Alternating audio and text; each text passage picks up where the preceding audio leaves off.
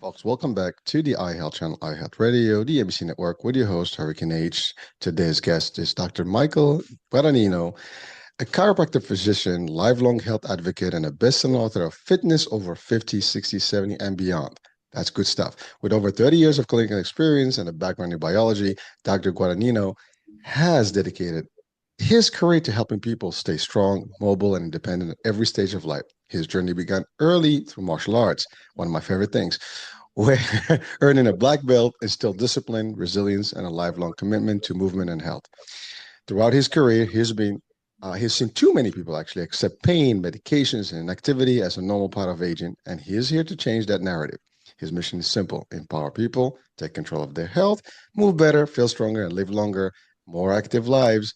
If you're ready to rethink aging and reclaim your vitality, this show is for you. Dr. Michael Guadagnino, welcome to the show. Or shall I call you Dr. G? Either is fine. Thank you very much. It's a pleasure to be here. Well, it is an honor, and you know what? I mean, just small introduction, a lot of stuff in there. I mean, first of all, aging is a big deal. Everybody Mhm. ages. It's kind of like the rule of this world that we live in, right? And but how you age is a key.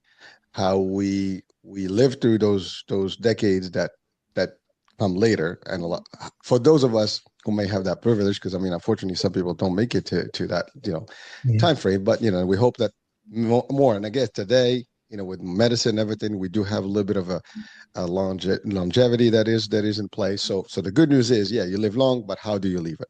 But before we get into all that good stuff, there's one thing I have to ask.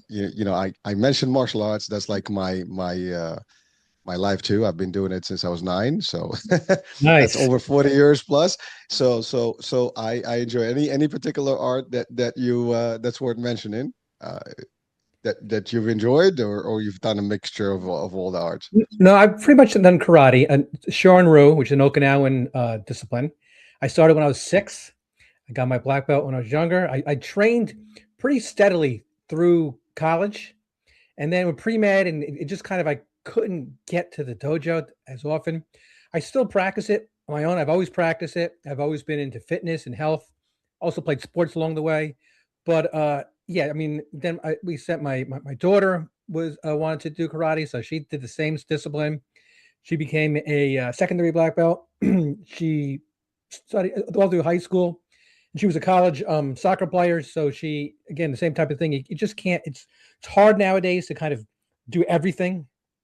So you do it on your own. So to answer your question, yes, I still practice. I got my bag in the basement where I hit it at least a couple times a week, and I'm still training. And I really feel that martial arts actually to go off a bit. I think martial arts doing it at a young age, the discipline, the study, the exercise really helps set the foundation for where I am today. Well, thank you, Doc. And the reason I kind of mentioned that is just because I know for a fact to me too. I mean, same thing. I mean, I've started. Yeah. You were earlier than me. I started at Yeah.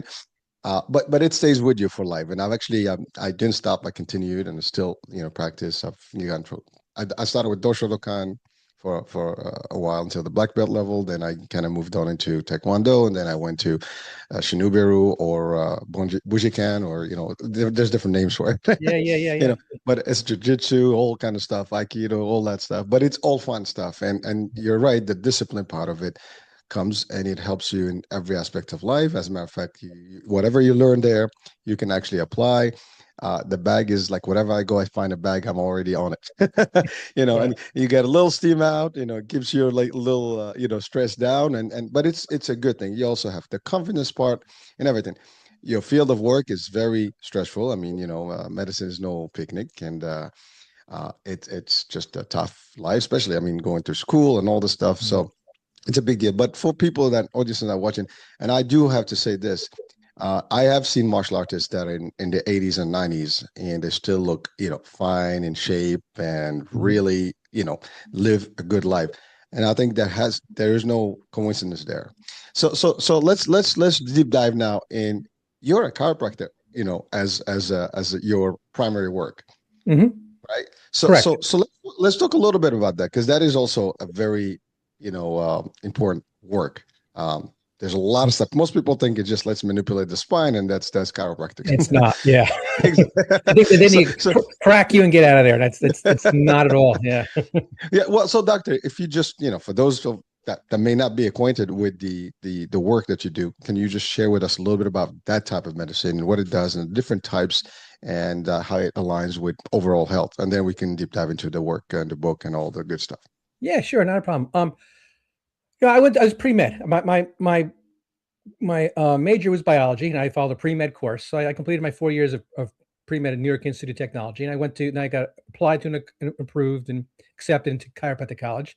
That was a 3+ year, almost 4 year education. So it's like 7.5 years or so of education. You have to pass boards, state boards, local boards, federal boards. So I've taken about 5 or 6 different boards just to get your license. Yeah. So it's not like just go. I had Not someone easy. say to me, yeah, I had someone who was a bit crass say to me, "Oh, I got my chiropractic certificate." It's not that. It's you have to follow a path. Now, after I got that, led me in that direction because I was in pre med, and I have friends who are medical doctors, friends who are podiatrists, and what led me in this direction is that going back to the karate, the athletics, the training I always did, I was always into more natural health and keeping myself healthy, even as someone who's in high school and someone who's in college. And I wanted to continue along that. That was my pathway. That's where I wanted to follow. So I wanted to take care of people in that natural way. Is there a need for medicine and surgery? Of course there is. Even in my practice, if a patient comes in and I realize they need something further, I'll send them to the surgeon. I'll send them to where they need to go. So I wanted to follow that path of more of a natural health. So what I do most of my practice is dealing with people with slipped discs in their lower back, musculoskeletal injuries. That's a lot of the chiropractic work that I do, and we do it in more of a natural way, whether that includes manipulation, whether that includes different types of therapies. I have a huge machine in my office, which I've been doing this treatment for about 20 years, which helps people with the slip discs. It's called a DRX 9000. It's a non-surgical decompression type of machine. It helps prevent people from having to go to surgery. Once you cut, you can't uncut. If I'm not sure, you try everything first. And I have several medical doctors who not only refer patients to me for this type of work. I've actually had medical doctors on the machine. So I'm part of the whole system where I have a good network of people, a good network of patients. And my primary thing is taking care of people naturally, helping people try to let their bodies heal themselves. And again, medicine and surgery are needed. Sometimes we co-treat. Sometimes someone might need a type of a medicine to help them with the pain, to get them through what I'm going to do. So that's the basis of my practice. My practice is basically it's a natural healthcare based, musculoskeletal. I deal with a lot of athletes. I deal with a lot of older people, seniors. I deal with a good mix of people who want to get better naturally, not live their lives on drugs and heading towards surgery. If they need it, they need it. They don't need it, let's try something first. Because like I said, once you cut, you can't uncut. So that's the basis of my practice. Well, thank you, Doug. Well, let's just expand a little bit on that, meaning that you know obviously it's a natural process. You kind of prevent the idea of surgery until it is really the ultimate choice. I mean, certainly there's a point where you have to go that way. To your point, once it's cut, there's no it's not reversible. It happens, and you have to deal Yeah. with it for life, right? And especially when talking about spine and neck surgeries and all this stuff, and but so you it's funny because we started a discussion with karate and martial arts and athletics. Athletics in general, I mean, comes with big time injuries. So you mentioned you deal with a lot of people, but just to bring some of the audiences to the level here with the types of injuries you've seen, because I'm sure there's a variety of those things, and the intensity can be from minor to major stuff. What are some of the causes, maybe some preventative things? And I know we're going to talk more, I guess, as we discuss the book, into like what to do to avoid all this stuff. But what are some of the things that you've experienced throughout the work that you've done that could have possibly been prevented, and or not even, I guess, there in the first place? Yeah, let's start with that. Yeah. When it comes to sports injuries, I'm going to generalize here. A lot of them come down to two. Majority of them, not all, the majority are two reasons. not warming up properly, and overuse. Those are two really big things. Most athletes, when they're younger, they just get on the field. You know, you see in the gym, you got the young guys in there, they just get on the bench and just start throwing up the weight, the bench. When you're older, you can't do that.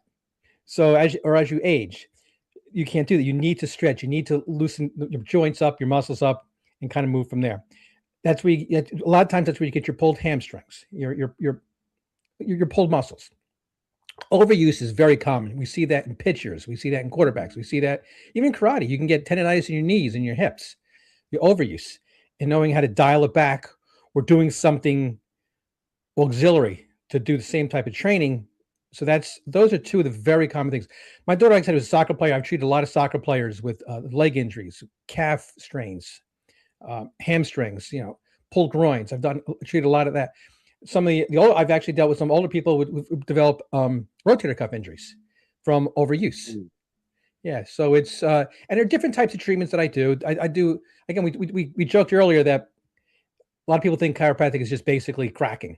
I mean, there's you're not going to crack a tendonitis. There's no cracking what you can, but you can help align a joint. You can help work that tendon. You could help just do some different type of treatments to help with the inflammation, and then give them a rehab program to begin back up and build back up so they can get back to where they were prior. So that's sports injuries. I say a lot of it comes down to really two major. Obviously, there's impact injuries, but I'm just talking about in general. The two are lack of stretching prior, warming up, and overuse. That's two big keys. Thank you, Doc. And you mentioned, that when we're young, we tend to just, we got this, we're invincible. Yeah. we're I don't know, Terminators. We can go in there and just keep pumping and push it. And I see people in the gym like, oh my God, what are you doing? I mean, do you really need that weight? I mean, unless you're going to some sort of a competition where you have to actually chisel up and buff up to a point. It's not what you need. But again, to each his own. People, you can't sometimes talk to people, out of Oh those yeah, things. yeah. A funny They get it. Yeah, go ahead. a quick story. And a funny story on that is when I was in college, I used to work out in the only way I could describe it as a biker gym.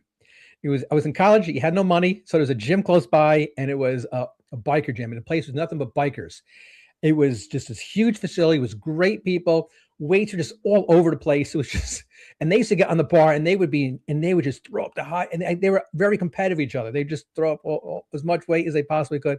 And I was doing my job, but I enjoyed being in that atmosphere. And I couldn't keep up with these guys at all, but it was just fun to watch. And they just say they're just in the gym. They're just working hard, working just to see how much weight we can get up there, and that's it. So.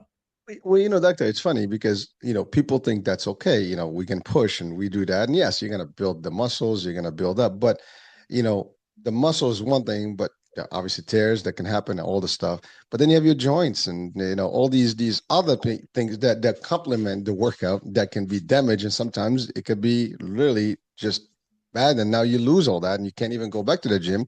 Even with rehab and therapy can be very, that's it. That's the end of the line. Now, It's frustrating, yeah.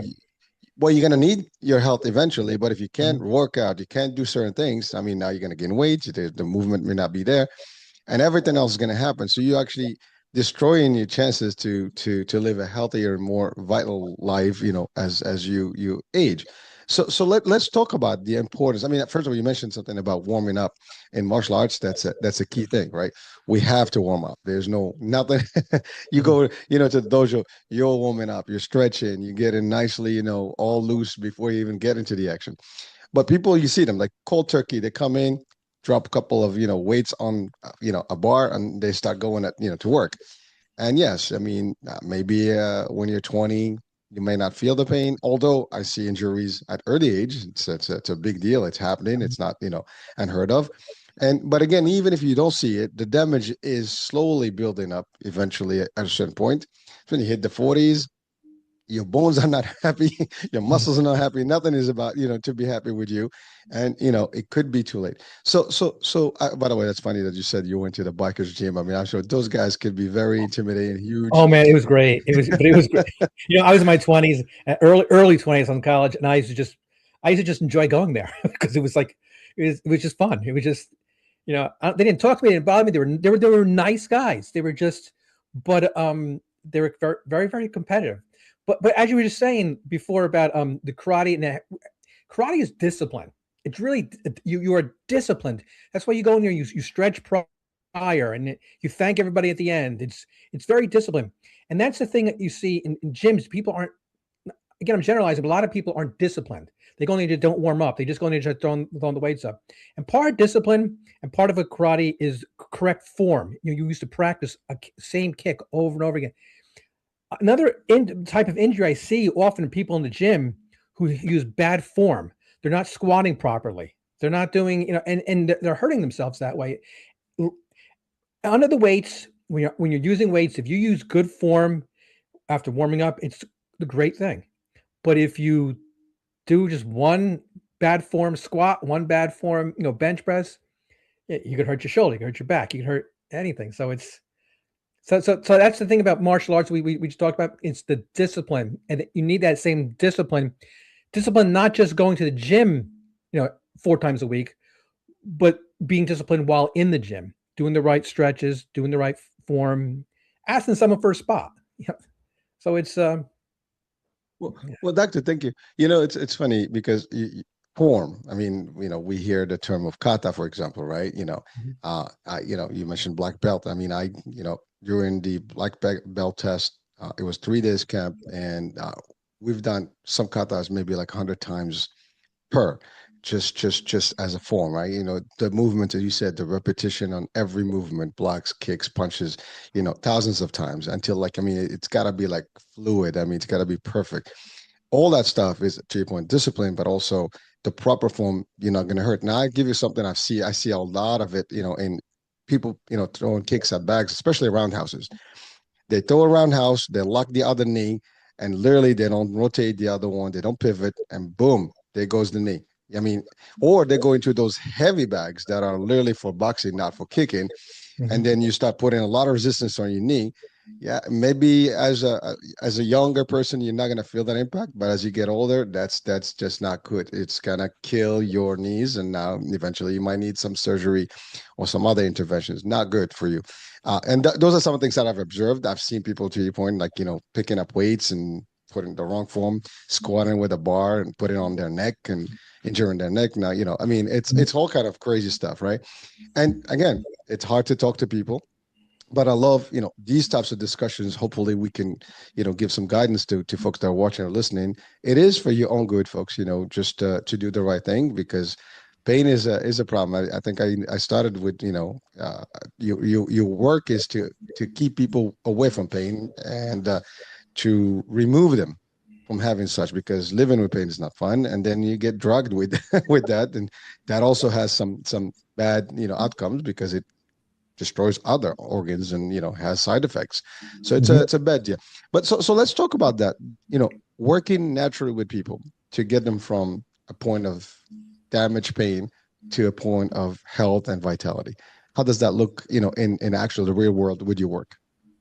Well, with my work is, let's assume someone's not using any medication. They're not on any muscle relaxants. So if someone, depending on what the issue is, if it's a tight muscle, we work to loosen the muscle. There are different types of therapies I can do to help kind of loosen the muscle up. Give them some stretching to do at home. Have them come back, and then we'll work the next step, and then further. Whether it be therapies, whether it be an adjustment, whether it be, depending what it is, but it's using their body which your body will naturally heal if given the right circumstances. Again, if you've had an injury where you've torn a muscle, if you tear a rotator cuff, nothing's going to fix that.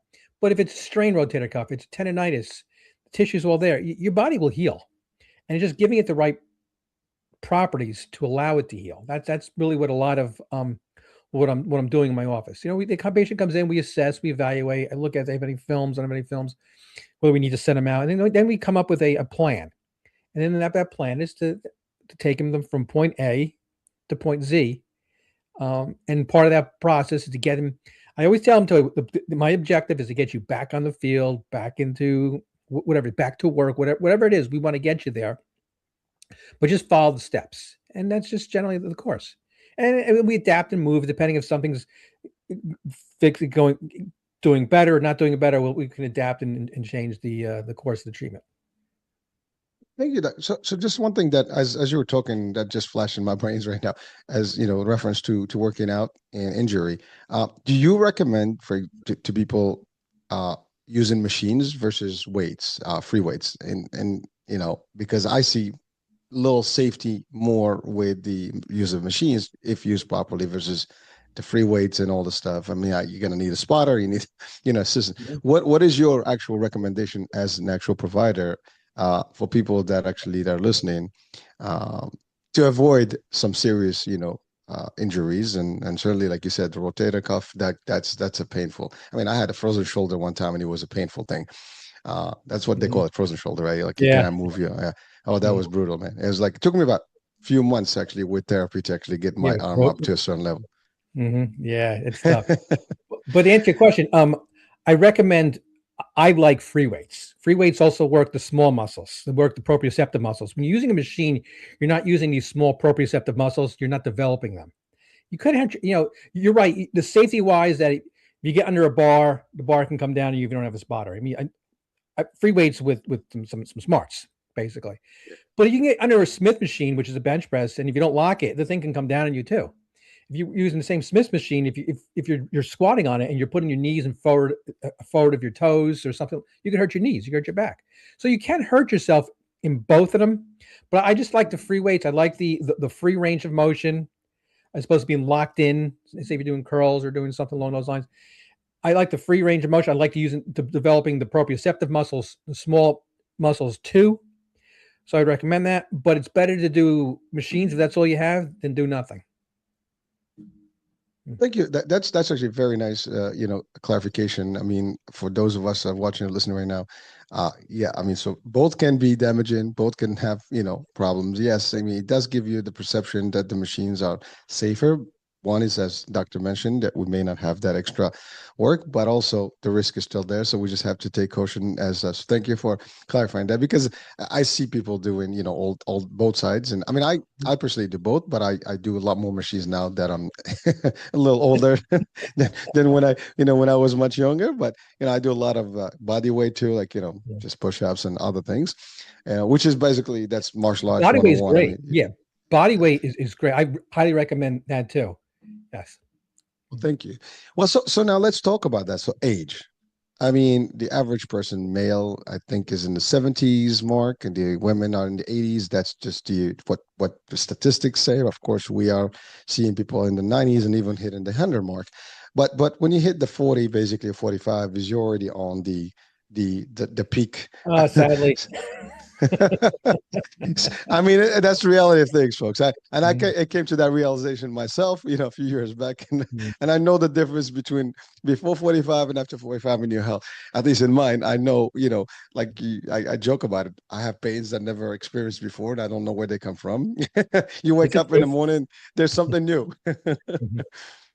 But so let's talk about that. Like, before, what are some of your advices? I mean, obviously you wrote a book and fitness over 50, 60, 70 and beyond. Mhm. A lot of people today are not as fit as they need to be. A lot of people, I mean, we're talking about maybe a percentage that goes to the gym and carries weights and stuff like that. But a lot of people actually, we see, I mean, there's a topic of obesity, there's a topic of overweight now that's going on. There's a lot of diseases out there. But really, as we age, things are not the same. Our metabolism is different. Our nutrition intake, and needs are different. Everything's different. So let's talk about the science, of aging and how it all impacts us as humans, and what can we do before hitting the 50 mark to get us healthy to the 50s and beyond, which is Yeah. your core of work in the Yeah. book. As you said, as we get older, our metabolism changes. I mean, our body stops making certain chemicals, certain hormones, and we need to do things to offset that. Exercise is one of the best things, especially when it comes to, like, say, male testosterone. They're showing that male testosterone levels begin to decrease, even it could be in your 30s. So, working out, weightlifting helps to maintain those levels. And the decrease in testosterone really adds to the decrease in aging in men. The same with too, women. Obviously, their metabolism is different. They go through a different type of change, but exercising for them too. also allows them to kind of fight and combat. And the important thing too is eating. When you're younger, you can go and you can have a whole box of donuts. When you're older, you have one donut and you're wiped out for a day. But there's a reason for that. Your body just has changes. So there are things you could do, such as staying away from the sugars, supplementing when necessary. There's this chemical in our body called CoQ10, coenzyme Q10, and it's really important for our energy levels in our body. As we get over 40, that level begins to drop. It's found in a part of the cell called the mitochondria, which is it's known as the powerhouse of the cell, where a lot of the energy is formed. And to me, it's important for as you age to supplement with CoQ10. They have found research has shown that by supplementing CoQ10, you can help heart health. You can help your energy. And there are also some studies are showing, which I've documented in my book, some studies are showing that people on who take cholesterol medications need to supplement CoQ10 because it wipes it out. And even people who are on who are in chemotherapy, that they found, because chemo is very toxic to the heart, that supplementing CoQ10 helps to keep that heart strong. So there are different things that happen throughout the body as we age, and it's fighting, it's combating it, supplementing, it's the exercising, it's eating right. All of us will have an off day. We'll have a holiday. We'll have a birthday. We'll just have an off day.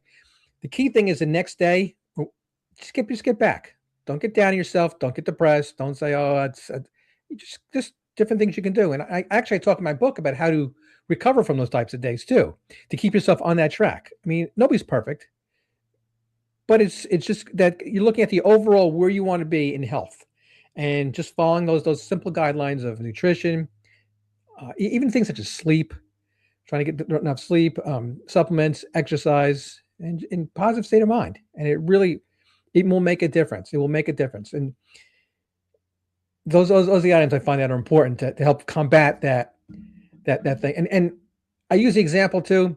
If you've ever seen a salmon, they swim upstream. Fighting your health, keep yourself healthy as you age you're a salmon. You're fighting upstream. Your body wants to decay, and you're fighting that. So that's what I profess. Yeah. That's pretty interesting. I mean, just as you stated that, I kind of visualize that. I mean, it does feel that way actually. Yeah. It's like every day you're just like, you got to get up and do better and kind of keep up. But it takes, again, it goes back to the discipline word. It's not easy. We need to be disciplined to actually maintain, at all times. But doctor, you referred to a couple of things. One is in terms of training, obviously resistance training, building up and, keeping those muscles up, testosterone, all the stuff, levels have to be there to keep up. But nutrition is a big piece of this, and you kind of alluded in a couple of ways. But now let's talk about I guess the elephant in the room. Today's nutrition is really bad. I mean, you mentioned donuts. I mean, that just, maybe the goodies that sometimes you want to, but really our food, has, I think, changed, over the decades, and A lot. now people exactly a lot. So there you go. Yeah. And I think it's a bad impact, like people that were, and we see this, people who live in natural life and more nature, eating from fresh stuff and farm stuff, they tend to be healthier overall. And I mean, you just mentioned a key element of nutrient that you have to supplement. Just taking statins and any of that stuff, it's going to deplete your abilities to actually build better. But that's nobody knows about these things. I mean, the public doesn't know about this. It's not like there's enough education. To be honest with you, my mom was diabetic. She had stuff. I never heard about this from my provider, or her provider rather, because never told her like, we need to supplement you with this because we need to support your heart and this and the other. Mhm. So sometimes that could be a problem. If we're not aware, we're not going to do the right thing. And the nutrients out there are just depleted. I mean, we do hear that the soils are not producing enough Exactly. minerals and stuff. So let's talk about that and the quality of supplementation, because again, that's another topic that's big. I mean, we hear a lot of supplements, but like, where do we get the good stuff? I mean, doctor, I know you probably addressed this in your book, but let's talk about those elements, because for the normal person, they may just go pick up something at a Walmart, Walgreens, or something. Is that even sufficient? Is that the right stuff? Is there a particular dosage that we need to? Does that vary by age? I mean, 50 to 60 to 70 can be a big difference in terms of what you need. So let's talk about some of the technical piece of this. Yeah, as you had you mentioned, our today's agricultural practices strip the soil of a lot of its nutrients. So a lot of those nutrients aren't getting into the foods, whether it be the vegetables that grow and the fruits, or the animals that eat those vegetables and fruits are not getting those nutrients either. Our practices of how we like most animals are fed on corn, and so they're not today they're not getting the nutrients in them. So even eating the animals, however you eat, you're just not getting that full nutrition. So it's important to supplement that just alone, just for that. And the processed foods in today's diet it's just not good at all. If you really want to shock yourself, watch a video on different foods that are processed and and see that they're stripped of so much stuff. One of the big topics today are seed oils. And in theory, a seed oil is a polyunsaturated fat. But if you saw how they strip it, they bleach it, and how it's processed, it's not conducive to natural health at all.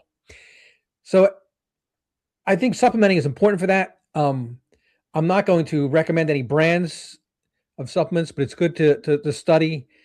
I break down in my book a good way to eat, a good way to take supplements. And there are fat solubles and there are water soluble supplements. And it's good to have the fat soluble supplements with foods that might have some fat in it, whether it be vegetable fat, be avocados or meats. And water soluble are good to eat with things that are when you're not eating fats. They get digested and absorbed into your body better.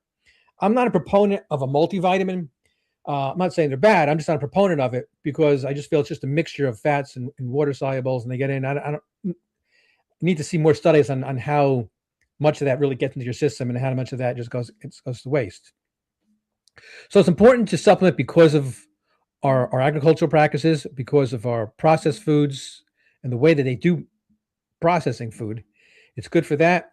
It's also good as we age because we're losing again, like the CoQ10, we're losing our hormonal or changes. So it's really good just to keep and maintain that.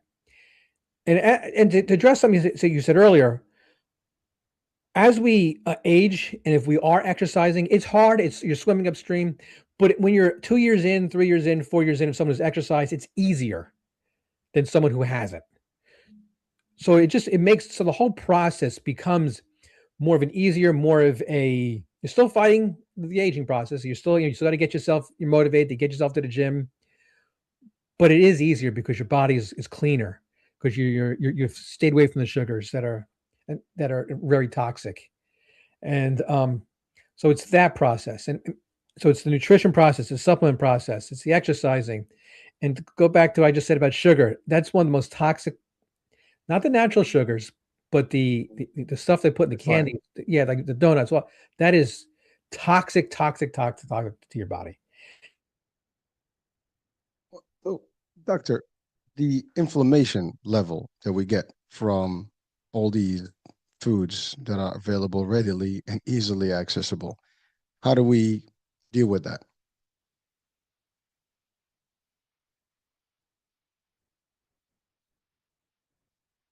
And it slows you down. It elevates the chance of the whole process of Doctor, you broke up. I'm here. You here now? Yeah, I hear you. Yeah, okay. That's okay. It happens. Right. We're on a Zoom. It can happen, right? But Yeah, but yeah, but so you're talking about like the poison, the sugars that are available to us, very nasty stuff, causes massive inflammation. I think that's the biggest problem that we yeah. have is that inflammation. And can you, doctor, just expand on that word? Because I mean, we kind of know what it is, but we don't. Do we really understand it? What can how can you easily explain it from a medical aspect of it? What is inflammation? How does that impact your muscles, your bones, and your joints? Yeah, we have inflammation. Your body is always fighting something else. If it's fighting the inflammation, it can't work on repair. It can't work on healthy tissue. It's just fighting this inflammation. It can cause early arthritis. It can cause damage to your organs. So just in a general sense, anything you eat that's toxic can cause inflammation. and your body has to expend more energy fighting it as to fighting anything else, even fighting, immune issues. So it's just an extra layer of toxicity that causes this, that puts our body into a pace it shouldn't be. But again, doctor, you referred to, unfortunately, I mean, besides the soils that are depleted, the food that the corn business that that we're in, and also the oils that are pretty much, I mean, a lot of fried food around. I mean, and it's very common in our digs, Yeah. at least in the States. That's a big deal. We have a lot of that. The So those are all triggers or catalysts, I would say, to just bad formulas that can impact us, in as we age. And by the way, one of the companies I worked for the longest was the Visit Nurses Service of New York. So we dealt a lot with the elderly and the frail, and you Mhm. can see that a lot of folks that did not take care of themselves when they're younger, whether physically and also from a nutritious aspect, or just a health and food thing. They do have all these, I guess, illnesses that are very impactful to their health, and so therefore they are just experiencing a very bad aging. So what are some of the, I guess, the techniques or things that we need? I mean, so we talked about food, nutrition, workout. You mentioned something about sleep. uh, how important is the level of sleep that we get, in terms of body restoration and just keeping up and shit? Yeah, it's big. I mean, sleep is really especially important for the brain. I mean, the brain controls everything. So, and sleep is when the brain resets, heals, and moves on. And living the fast-paced, stressful life of people not getting enough sleep is that's extremely detrimental. Um, Sitting is detrimental, but not getting this proper sleep is detrimental to them. By I say sitting, I mean sitting for hours upon time. Folks who work in offices and don't get up. Um, so those are the incidental things that affect health, adversely affect health, that are not often thought about. The exercise and the food stuff we talk about, but it's important that sleep. Now, if sleep, I've spoken to, again, some patients who say, "Well, I can't sleep. I can't sleep." So we try to give them techniques, we try to give them ideas, try to give them ways to sleep. Actually, one of my treatment rooms, we treat them with a slip disc, this machine. I shut the lights off and let them sleep for a half hour. I mean, it's not going to fulfill them, but it's completely, but just gives them a little something to help them heal. But Power nap. yeah, exactly, whatever they need. But it's there to help for health. Well, I mean, sadly, our lifestyles have changed a lot now. I mean, also we're exposed to a lot of, I guess, blue lights through our phones and tech. I mean, that is, I mean, I call us, I mean, I call some of us today like human zombies. I mean, everybody. I mean, yeah, I watch people on the street. I mean, like, what the hell's going on? I mean, they're literally across the street watching, looking at their phone. I mean, they're one hand humans. I mean, the other one hand is not operational. It's always like attached to Mhm. a phone, and they're just walking. And so people sleep with those things. I mean, I have this problem with my own kid. Mhm. Like he would sleep next to his phone, and the phone is up, and he'll wake up, and the phone picks up again. It's These are some of the things that we have now that we haven't seen maybe decades back, and I think that is also contributing to some of the challenges we have in terms of keeping a vital level of energy at as we age. And or do you think that the elder, I guess, pool of folks today are not as bad because they have not adapted to maybe to technology? Is that even a thing? What they're not as, I would say, as addicted to it. I mean, they didn't grow up with it. I mean, I didn't grow up with it. It's something that we had to. It's not our first language. It's our second language. We had to learn it with the I kids love that. today. Yeah, so the kids today are completely. It's their thing, but it also adds to the level of stress. There's no downtime. I mean, if you watch, even in my house, I watch my family watching TV, and also as soon as the TV is off, and as soon as the TV goes to commercial, they're down the phone. So your mind is there's no downtime for the mind. It's constantly moving. It's constantly active. It's constantly being bombarded with messages. And again, you mentioned the blue light, the whatever radiation may or may not be coming off these things. It just affects us constantly. And sometimes it's just good to just stop. Just relax, and just let your body heal. Let your body just be calm. Let your body be quiet. And there's something to say about that. There's something to say about people who meditate, people who just go for walks and clear their mind. But again, if you're walking and you're looking at your phone, you're not really clearing your mind. I see that a lot, man. Driving or even walking. I don't get it. Like I swear, like I don't. I mean, just you're doing chores, but one hand is busy. I don't know how you maneuver on the stuff. I mean, to me, it's just I can't get. Listen, I'm in social media. I'm all over the place, but I do have my limits and I know how to control it, to a Mhm. degree. But I just find fascinating that people are just not, and they're very active. It's like an addiction, just like any other drug that's out there. This is just another one that we have, and there's a lot of talk about it scientifically and But yeah, mental wise, it's big. you go next time you go to a restaurant, take a look at the people that they have their phones on the table. As they're sitting here talking, it's like I have you and I have this other option. It's put the phone away. Be present with where you're at. And Should that's ban that. They important. should ban phones at restaurants. Like, Yeah. you drop them. There are actually restaurants that have that where they have a bag that you just drop all the phones. Some people do that in the family, dinners and stuff. Mhm. But I think that's the people that are aware. But in general, we are all these new habits between the bad food and stuff. And so I think the new generation is going to have a tougher time, as they age. I mean, I just think that's a fact. I mean, I may be wrong. I hope I am wrong. Someone could say, well, you're an idiot, Hurricane, because, you're insulting us. But all I'm saying is we would love the best for everyone. That's what we do these shows, is to actually bring the message. But maybe sometimes we have to hit hard home to wake up some people, like, this could be a big risk if you don't take care of yourself now.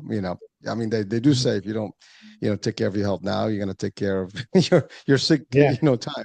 So whatever the expression is, I mean, you make time for your health now or make time for your sickness or illness later. So Mhm. it's a choice, but it's a tough place. But so let's talk about something, doctor. There's a big misconception about as you age. I mean, people think like, I'm aging, I can't do anything, I can't work out, it's too late, I can't build that muscle, I cannot, my energy is not there. Obviously, there's some changes, but is that really an excuse or is that the truth? I mean, because I think I've seen some super, you know, elderly folks that are like happy, social, dancing, and bulky too. No, that's an excuse. I hate to say it, but I'll give an example. In my book, I talk about a lady who, her name was Joan Campbell. At the age of 59, she began to exercise. Never exercised before, but she wanted to keep up with her kids. So she started swimming. This was at 59 she started. And by the time, as she continued to age and continued to swim, she began to enter contests and races and matches and meets. And by the time she was in her 90s, she was swimming, I think it was a 1,500 meters in under an hour in her 90s. Didn't start working out until she was 59 years old. So you always can do it. I also talk about somebody else in my book.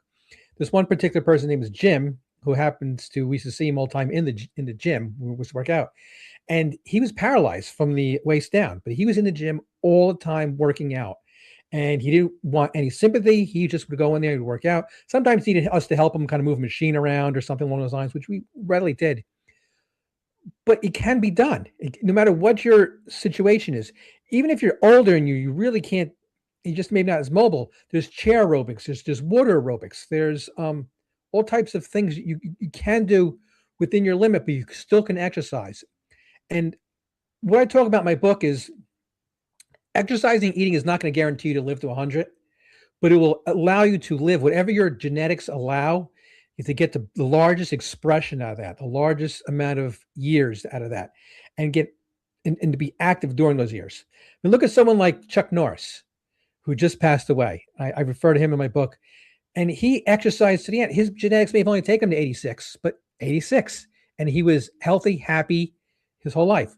Jack LaLanne, another person, exercised his whole life. He lived up to 98, healthy. He didn't get sick until his last week before he died. That's what I'd like to see for people. Just to live, to be there, to be that grandparent that can have the catch in the park, not have to just sit in the sidelines. To be that grandmother who can run around and play with the kids, as opposed to not. So that's the objective, is to allow your natural genetics express themselves to their fullest.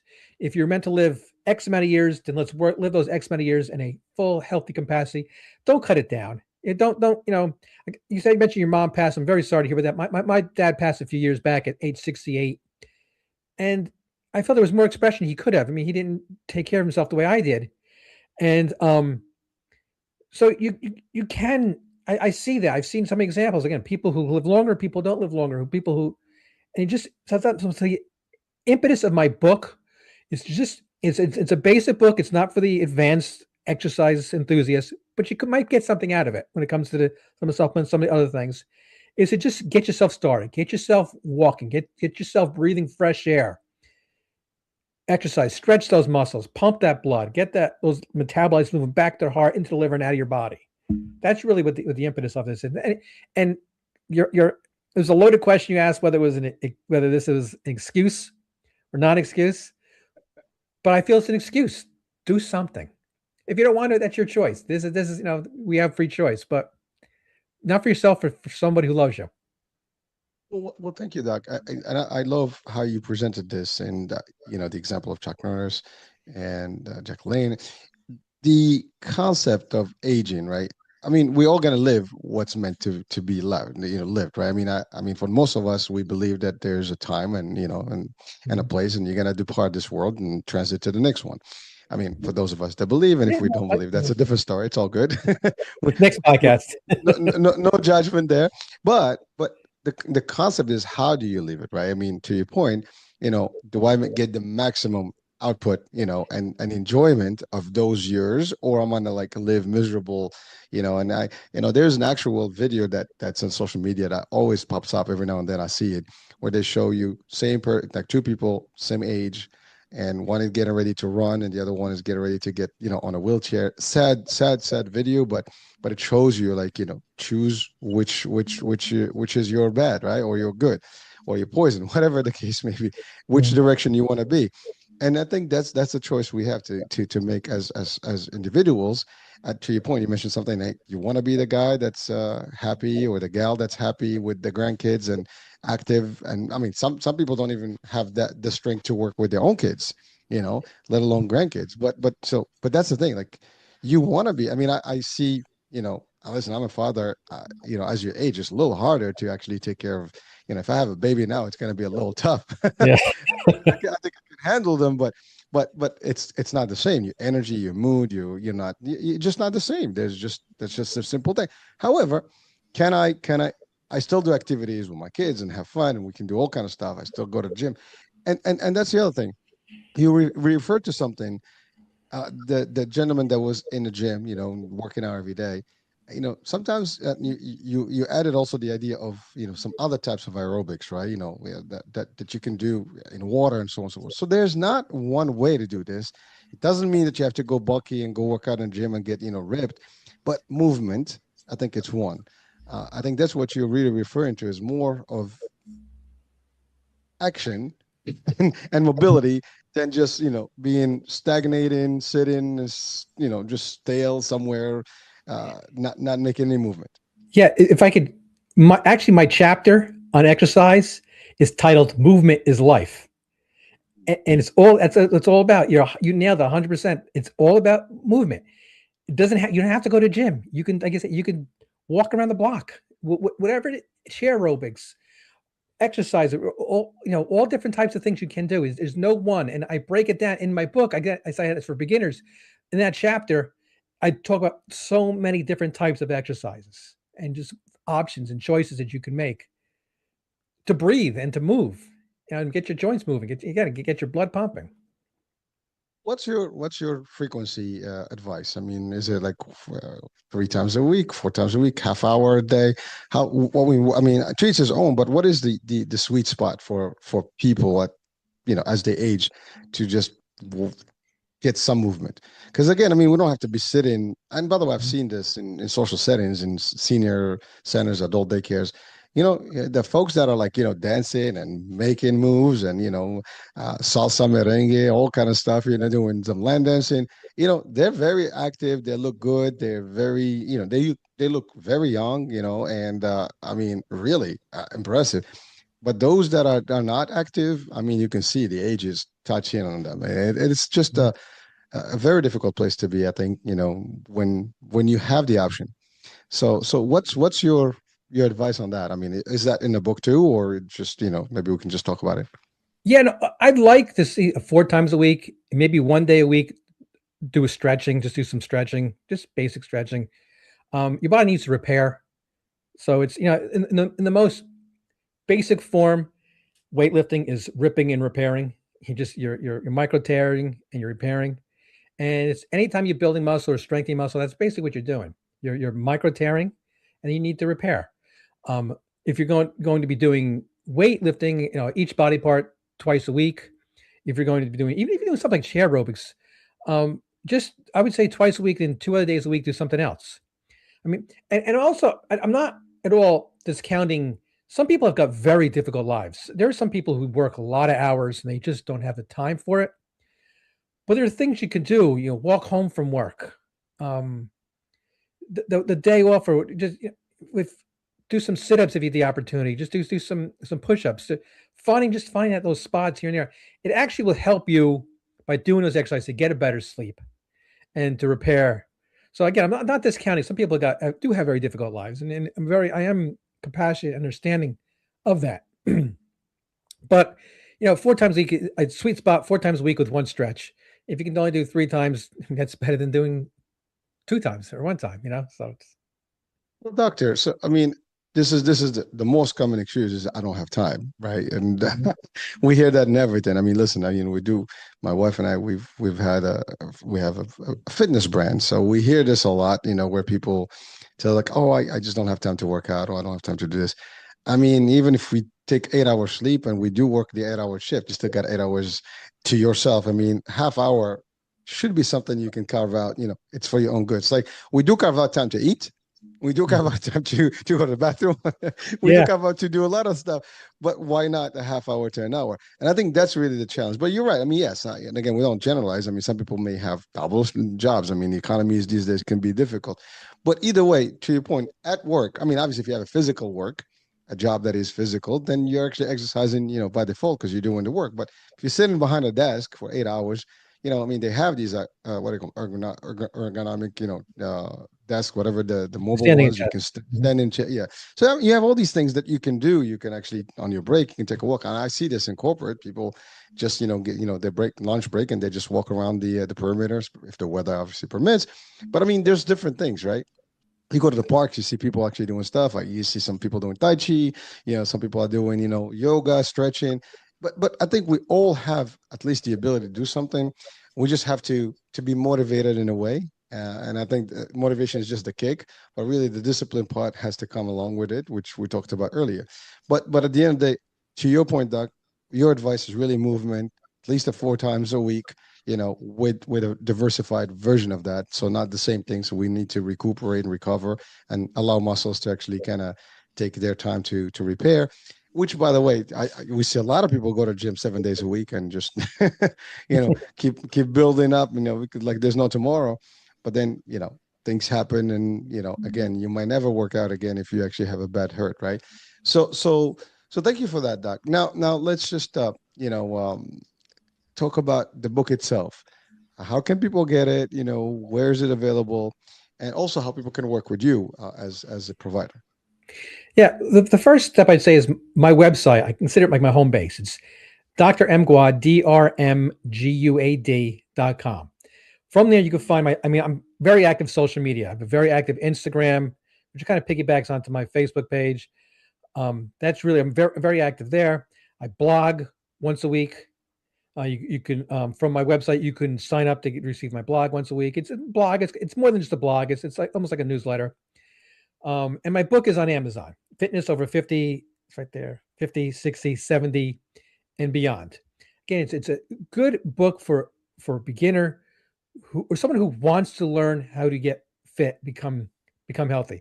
If I can just digress for a second, I was what was the spark that got me to write this book was during the pandemic. And we saw how people who were physically fit, good weight levels, took care of themselves in my age group and older, did better in during the pandemic than those who were not, who had all these secondary issues, overweight, diabetes, high blood pressure. So that's made me think about how can I get this message out to people that God forbid something that should happen again, or just regular life. So I wrote the book trying to help. That's what I'm talking. I'm trying to talk to those folks. And then the book became more of just help for almost everybody. It's 50, 50, 60, 70, and beyond. But there's good information, good advice for people. Again, we talk about supplements, which a lot of people don't know you could be in your 20s and not know. I talk about some other fun things such as cold plunges and Ooh, yeah. saunas and that type of stuff. Some people don't find cold plunges fun, but I tried them. Yeah, it's too good intense. stuff. But saunas, that's my favorite thing. I love saunas. I mean, Yeah. sauna and steam room, it's a cool place. If you have access to them, I don't know what's the medical advice from you, but as far as I'm concerned, I mean, I just enjoy those things. It's It's a great. good time. No, it's great. Yeah. So I talk about things like that. And I mentioned I don't talk about smoking because I don't talk about the obvious. I mean, we're talking about things that are not obvious. So it's just so it's that type of book. So it's really good. It's on Amazon. You can find it. Find it. Just search Amazon Fitness over 50, 60, 70, and beyond.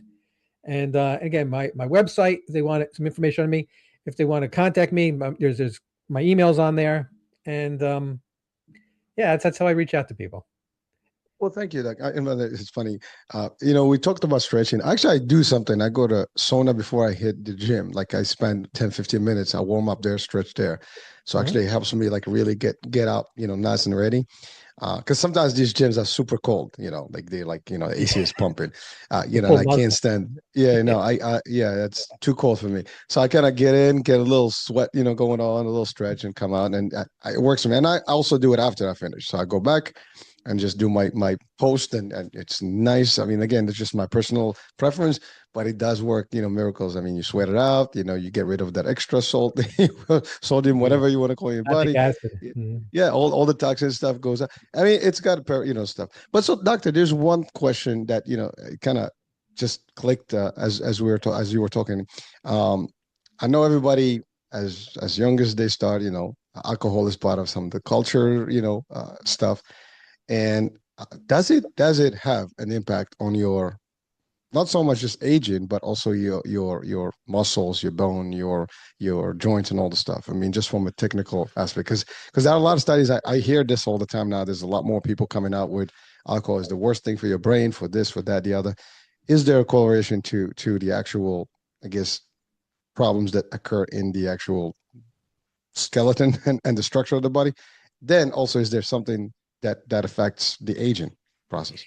Yeah, the hard truth is yes, it does. I actually talk about that too in my book a little bit. I basically say I'm just going to give you the facts.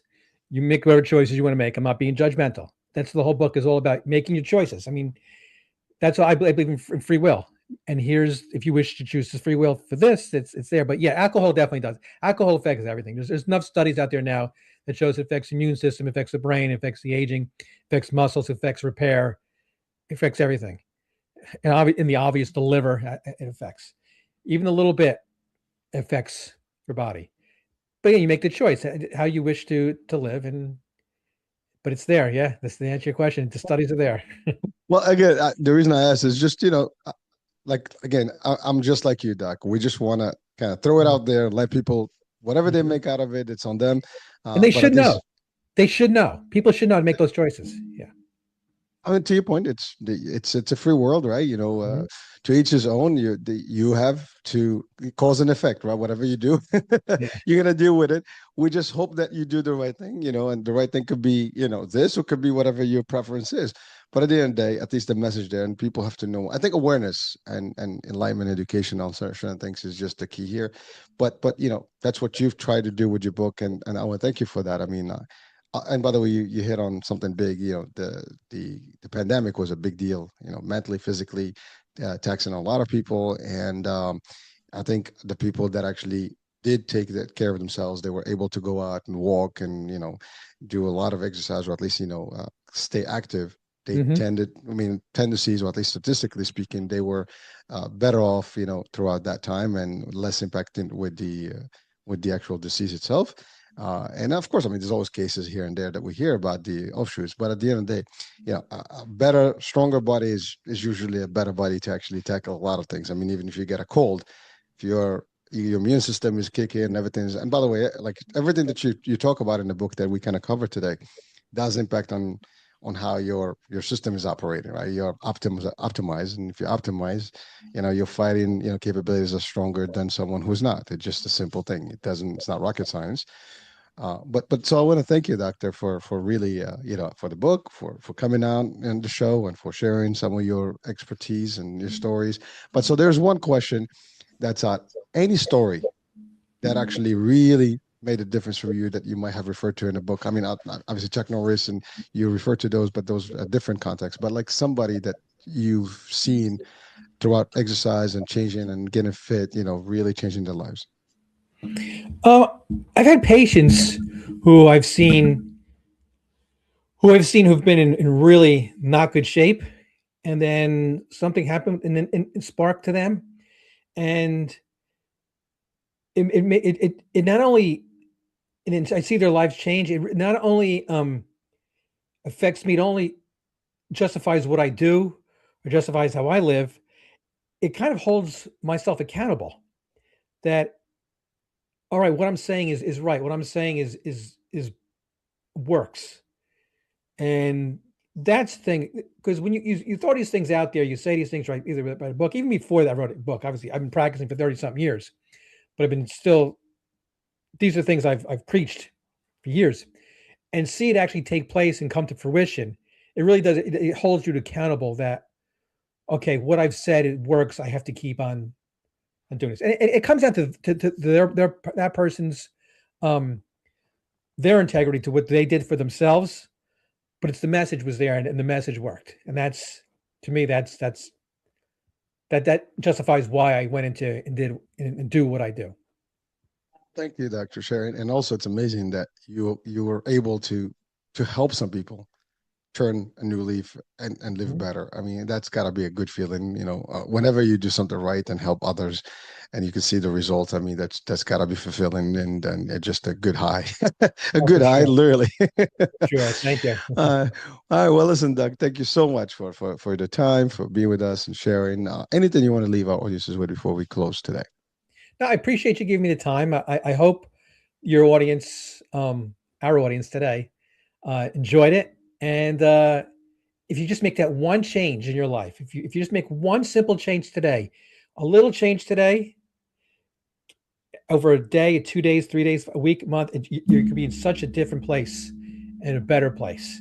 And no matter what it is in your life, it could be health, it could be fitness, it could be state of mind, it could be mental wellness, it could be your career.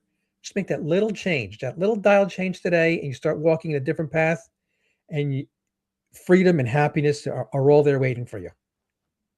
That's it. Well, by the way, you're right. This is our audience. It's actually your audience because mi casa es su casa. And now that we are connected, your work is going to be reshared, of course, through to our network. Just not beyond this show, of course. And yes, I mean, folks, this is it. This is the end of the show. I hope that there's quite a few things here. If it's not for you, there's definitely something here for someone that you love that you might want to share. And of course, do check out the description of the show because we'll have the link, where you can actually access Doctor and the book. And that's it. I'm Hurricane H. We'll be talking soon. New day, new show.